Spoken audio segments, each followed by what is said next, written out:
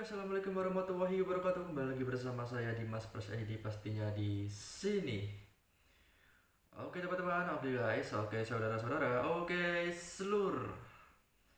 Bagaimana kabar teman-teman semua? Semoga kabarnya baik-baik saja, sehat selalu dan dilimpahkan rezekinya. Oke, pada kesempatan kali ini seperti video saya sebelumnya yang bisa kalian cek di pojok atas ya, atau mungkin saya kasih linknya di kolom deskripsi, bahwasanya ya mungkin ada beberapa video yang bakal di rumah aja. Kebetulan juga saya di sini ada beberapa kegiatan ataupun tugas juga, jadi tidak bisa beraktivitas ataupun banyak-banyak mobilitas di luar rumah. Oke, tanpa basa-basi, sesuai judul, sesuai thumbnail juga ya. Di sini saya akan sharing ataupun memberi tips ya buat teman-teman semua yang ingin mencoba ataupun ingin memiliki kegiatan baru di dunia YouTube ataupun dunia vlog ataupun dunia streaming mungkin ya. Oke, tapi di sini saya akan mengemas secara khusus dulu. Saya di sini akan lebih ngebahas di dunia vlog, terutama di dunia motovlog gitu ya. Saya di sini akan berbicara secara pemula dan dikhususkan juga untuk pemula gitu loh. Jadi biar apa yang saya sampaikan ini kalian bisa menerimanya gitu. Walaupun saya percaya juga beberapa orang pasti berbeda cara atau mungkin berbeda persepsi mungkin ya. Itu hal yang wajar sih. Cuman di sini saya selaku pemula juga ingin mengajak teman-teman semua yang ingin belajar bagaimana basic ataupun media ataupun sarana serta prasarana untuk jadi motovlog gitu loh. Sebenarnya gampang-gampang aja kalau kalian ngevlog ataupun merekam sambil naik motor aja, itu udah termasuk basic dari motovlog gitu loh. Cuman yang perlu saya garis bawahi di sini yang mungkin jarang banget ya, jarang buat vlogger lain ngebahas. Biasanya kalau youtuber lain ngebahas tuh kalau misalkan kita mau berkecimpung ya atau berkegiatan di dunia YouTube, itu yang paling banyak dibahas yang saya observasi itu sarana gitu loh, sarana atau media, alat lah, gampangnya alat gitu ya. Padahal di sini sebenarnya basic utamanya adalah skill dari diri kita sendiri. Kenapa saya bilang skill? Karena media itu sebagai sarana aja menurut saya, sebagai jembatan lah, supaya kegiatan kita ataupun maksud kita kepada audiens itu bisa tersampaikan gitu loh. Baik lagi ke skill. Skill pertama adalah speaking, karena speaking atau berbicara itu kelihatannya simpel ya, kita semua orang bisa berbicara, tapi belum tentu kita semua orang bisa berbicara dengan kita memiliki audiens, walaupun mungkin audiens kita cuma 1, 2, 3 orang gitu. Tapi menurut saya seberapa jumlahnya audiens kita pun secara tidak langsung ya, kita ngobrol dengan mereka gitu loh. Apa yang kita sampaikan ya apa yang mereka dengar gitu loh. Apalagi ditambah dengan bentuk gambar ataupun video audio lah ya ikutnya. Karena bagaimana juga sebagus apapun media kalian, sebagus apapun barang yang kalian pakai sebagai penunjang gitu ya, saya katakan sebagai penunjang, tapi kalau misalkan skill dasar dari kalian gak pernah diasah, itu bakalan jadi masalah juga gitu loh. Sama seperti yang saya alamin pertama kali nyoba motovlog itu, media sudah ada ya kan, influencer juga penting. Dari mana kita lihat, biasanya pertama kali orang yang kita lihat kemudian kita suka itu yang akan bakal kita tiru, entah itu dari gaya bicaranya, entah mungkin itu dari passionnya, entah itu dari stylenya, atau mungkin dari isi kontennya mungkin. Itu menurut saya paling penting. Kita di sini ngebahas skill dasar dulu ya, karena jarang banget sih youtuber yang ngebahas skill dasar ini gitu loh. Karena kebanyakan kan ya seperti yang saya bilang sebelumnya, pasti langsung menujunya ke alat gitu loh, sarana. Nah, kenapa saya di sini membahas skill dasar? Karena ya itu tadi, kebanyakan saya sendiri juga mengalami ya. Biasanya kalau motovlog pertama atau vlogger pemula itu dia bakalan bingung apa yang ingin dia sampaikan. Sekalipun dia udah bikin skrip, udah bikin tulisan, dia mau berbicara apa, isi kontennya apa, ingin membahas tentang apa, tema apa, pokoknya udah tertata rapi. Tapi begitu dia eh, take, begitu dia eh, show gitu, ataupun begitu dia presentasi lah, begitu dia presentasi dia bakal ngeblank, bingung dia tadi mau ngomong apa, mau nyampein apa yang ingin dia bahas. Itu pasti itu hal yang lumrah sebenarnya dan umum, bahkan gak cuma pemula, kadang yang udah sering pun dia masih mengalami hal tersebut gitu loh, termasuk saya juga ngalamin kayak gitu. Tapi cara mensiasati hal tersebut itu macam-macam gitu loh.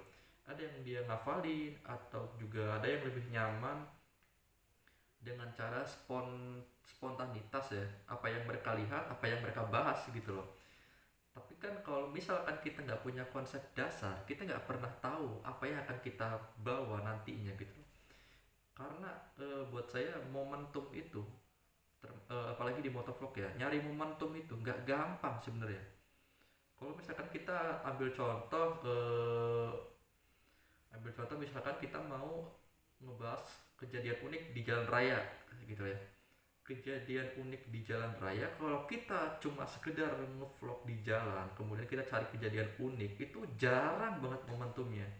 Jadi cara mensiasatinya juga macam-macam gitu loh. Ada juga yang mungkin tiap harinya dia jalan-jalan, atau dia berangkat kuliah, kerja, sekolah, dia sambil ngevlog gitu, kemudian dia nggak ngomong, cuman dia ngambil potongan-potongan dari kejadian tersebut, kemudian dijadiin satu, kemudian dibikin skrip, dia juga presentasi, jadilah video gitu loh. Tapi kalau kita berbicara secara real di lapangan, itu sangat susah sekali teman-teman. Mencari momentum itu sangat susah sekali. Itu kenapa eh, di zaman sekarang ya, itu udah banyak banget orang-orang pintar lah, kreativitas lah. Saya menyebut pintar ini dengan kreativitas gitu ya. Mereka punya siasat yang banyak gitu loh, begitu pesatnya perkembangan otak mereka tuh, begitu pesatnya gitu. Jadi dari cara mereka ambil momentum, dari cara mereka mengambil not attention dari penonton, itu udah wah luar biasa hebat orang-orang sekarang ya. Tapi ya balik lagi itu, kalau kalian misalkan kalian punya satu influencer ini dia selalu ngebahas motor misalnya.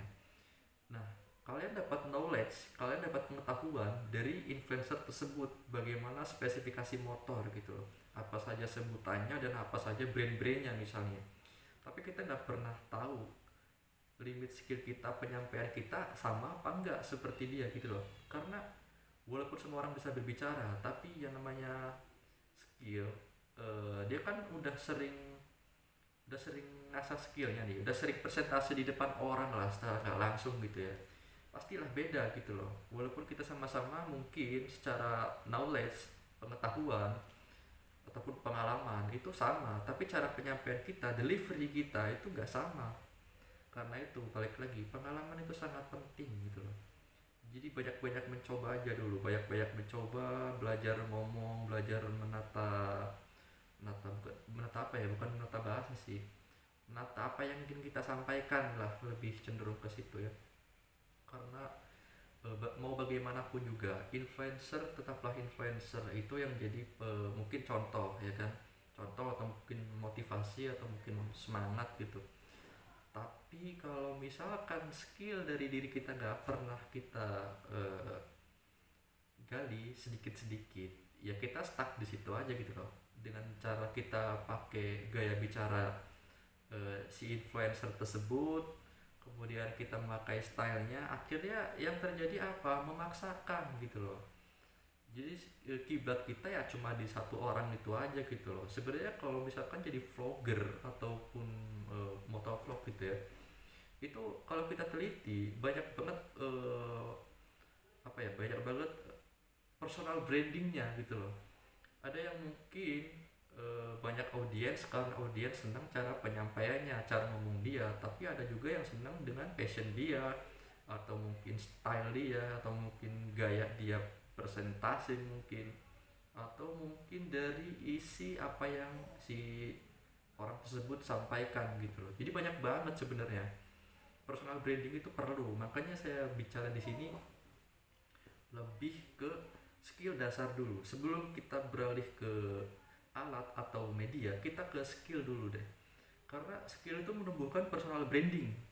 Apapun itu. Bahkan kalian juga pernah mengalami yang namanya mungkin kalau dengar kata-kata ini teringat kayak YouTuber ini gitu loh. Nah, itu udah jadi personal branding mereka. Ya, jadi target market mereka ya orang yang tahu personal branding mereka gitu loh. Dan bahkan mungkin apapun lah, apapun bisa dijadiin personal branding ya kalau sekarang gitu. Kalian sering ucap kata-kata apa aja itu bisa jadi personal branding kalian. Tapi di sini balik lagi, kalau motovlog itu sebenarnya ya kita ngevlog tapi sambil motoran gitu loh.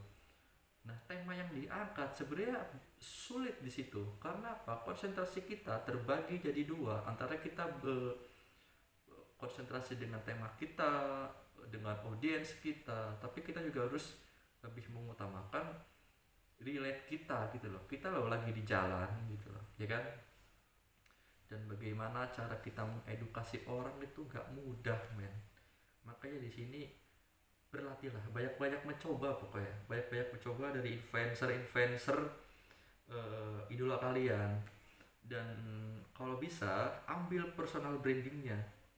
Nah, personal branding tersebut yang kalian kembangin gitu loh. Jadi jangan timbulnya, jangan memaksakan gitu loh. Apa yang kalian nggak ada, apa yang kalian mungkin belum bisa ya kan. Terus kalian ada-adain, bisa-bisain. Not bad buat kalian yang mungkin mumpuni secara finansial gitu ya. Tapi kalau misalkan masih pemula dan kurang mumpuni, jatuhnya maksa ya kan. Makanya jika personal branding kalian gak bisa di passion, gak bisa di style, jadilah personal branding kalian tuh di penyampaian mungkin, atau gaya bicara mungkin, atau tema yang kalian angkat mungkin ya. Oke, mungkin di part pertama ini saya berbicara mengenai skill dasar dulu ya, basic skill, knowledge, sama ya sharing-sharing pengalaman pemula aja gitu loh. Mungkin bakal ada part 2, kita akan menuju ke media. Oke? Apa aja sih yang diperlukan dan apa aja sih yang rekomendasi gitu buat motovlog pemula khususnya ya. Oke, jika kalian suka video-video seperti ini, jangan lupa di like, comment, share, dan juga subscribe channel Dimas Pros ID pastinya di sini.